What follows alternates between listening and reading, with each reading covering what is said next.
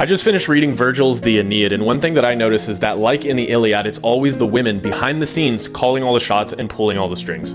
Talked about this in a previous video, but you have Thetis, the mother of Achilles, pulling the strings. You have Hera, who's another goddess, pulling the strings. You have Helen, who is indirectly causing the war. You have Briseis, who is indirectly causing many deaths because she has the heart of Achilles. In the Aeneid, you have the exact same thing. You almost have parallel characters too. The first powerful woman that we have is Venus, who is the mother of Aeneas, who obviously as a goddess is capable of providing for Aeneas anything that he needs, whether it be armor or safety, healing, and she's also guiding him on his journey to Rome. But the first powerful mortal woman that we meet is Dido, the queen of Carthage, who meets Aeneas when he washes up on their shores and quickly falls in love with him. Aeneas knows that he has been fated to go reach the shores of Italy, so he cannot settle in Carthage, so he leaves Dido behind even though they've fallen in love with each other. And as he is leaving, she curses them forever and says that her people, the Carthaginians, and his people, the Trojans, will never reconcile this. And this is where we get the Punic Wars. This is the blood feud between Carthage and Rome. When Aeneas and his Trojans finally arrive in Italy, they are greeted by the Latins. These are the local native people, and their king, Latinus, was told by an oracle that his daughter, Lavinia,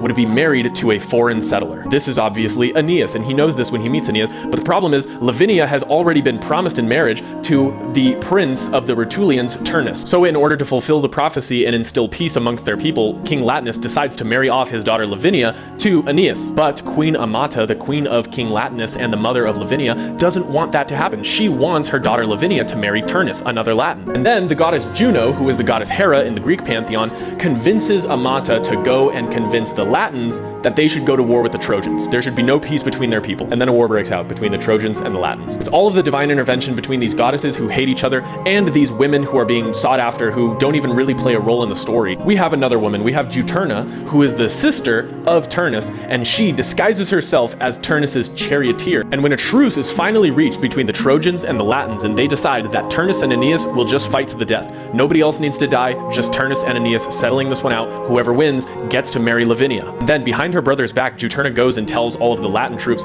hey, don't you guys think it's kind of shitty that Turnus is going to get all of the glory and you guys aren't going to get anything? You don't want the Trojans here just as bad as I don't, right?